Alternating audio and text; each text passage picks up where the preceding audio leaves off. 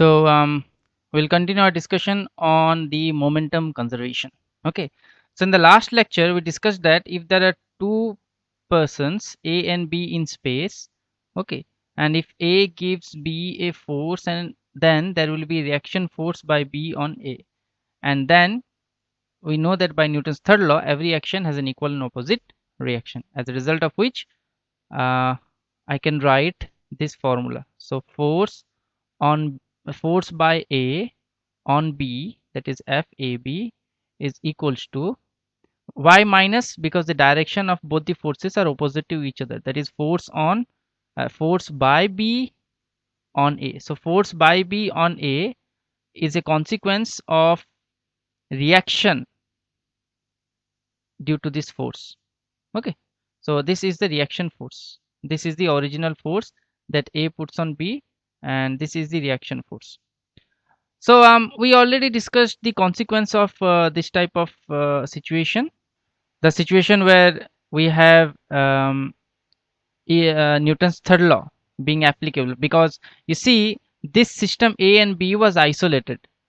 The only freedom they had is they can apply force on each other, but there is no external force on this AB. So AB constitutes a isolated system. So by isolated system, I mean that the particles in the system can apply force on each other, but there is no external agent that applies force on that system.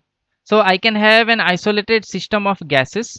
For example, consider this box, okay, and consider inside this box I have gas particles.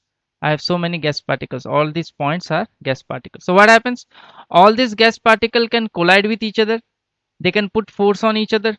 There can be collision. There can be whatever you want can happen inside the gas. But is there any other thing that applies force on this system? Answer is no. So as a result of which, I can say that this is an isolated system. Okay, and in an isolated system, the freedom is that the particles can apply force on each other, but there is no force on the system itself. Agreed? And then we saw that the consequence of Newton's third law was conservation of momentum. It means that consider a system, then initial momentum, and that system is made up of A and B. Then initial momentum of A and B is, say, PA and PB. Okay, so if I add PA and PB, it means I am adding the momentum of both A and B, where A and B constitute a system. The equation says that there will be a conservation of momentum, as a result of which, after any interaction, say A and B collides or A pushes B, this type of interaction. So after any interaction, the momentum of A is going to be different. So let me write P dash. The momentum of B is going to be different. So let me write PB dash. Okay, but the amazing thing is the sum of momentum before and after is same. This is law of conservation of momentum. You see, the sum of momentum before and the sum of momentum after is same. So let me emphasize on this point. So example number A. So consider you throw a ball, and the ball has a mass small m, and it has this velocity v. And consider there was a plate here hanging in the air, and this plate has mass m, and initially the plate was rest, so velocity is 0. So let me write velocity is 0. So what is the total momentum of the system initially? So initially, out of the two things, one is the ball and one is the plate, only the ball had the momentum, that is mv, and the plate had no momentum. So this is initial momentum. Now let the interaction happen. What is the interaction? The interaction is the ball hits the plate. Now imagine when the ball hits the plate, the ball falls down.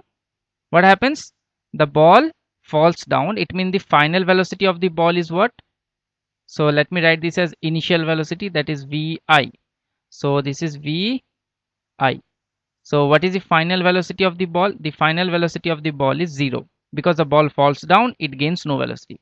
However, this plate attains a velocity. So let me write it as capital V. So what is the momentum finally?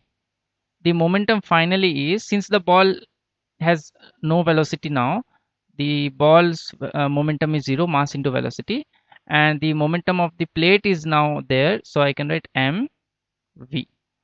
So what law of conservation of momentum says? The momentum after and the momentum before the collision is same. So the momentum conservation gives us the final equation that says mvi equals to capital mv. So conservation of momentum is amazing because by using this conservation of momentum formula, we can easily predict what will be the velocity of the plate if we know the velocity of the ball. It's an amazing thing. See, the masses are already know. We know the mass of ball, we know the mass of plate. We already knew the mass of the ball vi, but we had no clue what will be the velocity of the plate once the ball hits the plate. And this amazing answer is given by the conservation of momentum that says that the velocity that the plate will get after the collision with the ball is m vi divided by m. So don't you find it interesting? It is actually able to predict what is going to be the velocity of the plate. Now this is an inelastic collision. By inelastic collision I mean, you see, some of the there is a change in there is a loss in energy. So let me prove it to you where there is a loss in energy. Okay, so imagine the mass of the ball is say 1 kilo. Okay, here I will prove that there is some loss in energy, but even though the energy loss is there, but still there is conservation of momentum. It doesn't matter whether in a interaction there is a loss in energy or not, but momentum is anyhow conserved. And say the velocity of the ball was say 10 meter per second. Okay, agreed? Now say the mass of the plate, say the plate was a big object and the mass of the plate was say 2 kilo. Agreed? So what is the mass of the plate? The mass of the plate is double than that of the ball. Okay, now can you tell me what will be the velocity by momentum conservation?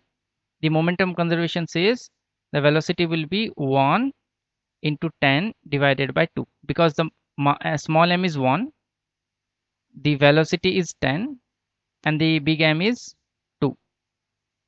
Okay, so as a result of which, what is the velocity of the plate? The velocity of the plate was found out to be 5 meter per second.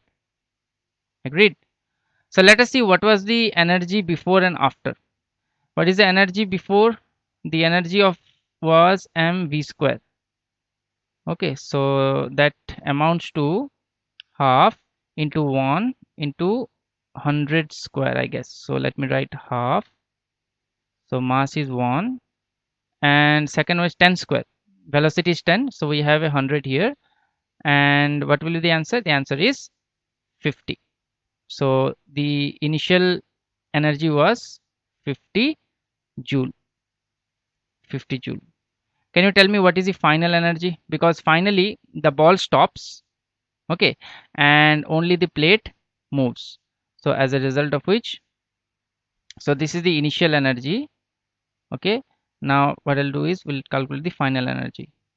Okay, so the final energy will be half into 2 into 5 square. So that will be about 25 joule. Okay, that you can calculate easily. So you see there is a loss in energy. So this is the energy carried by the plate after it attains the velocity capital V, which is 5 meter per second. So you see there has been a loss of energy. So did I do the calculation correct? So let us check. So the velocity of the plate is half into so kinetic energy is half into 2 into 25. Okay, so it will be, yeah, correct. So it is 25 joule. So even though there is a loss in energy, still there is a conservation of momentum. So the conservation of momentum doesn't care whether there is an energy loss or not. It is just true in all cases. Okay, so look at some of the examples, some more example in the next lecture.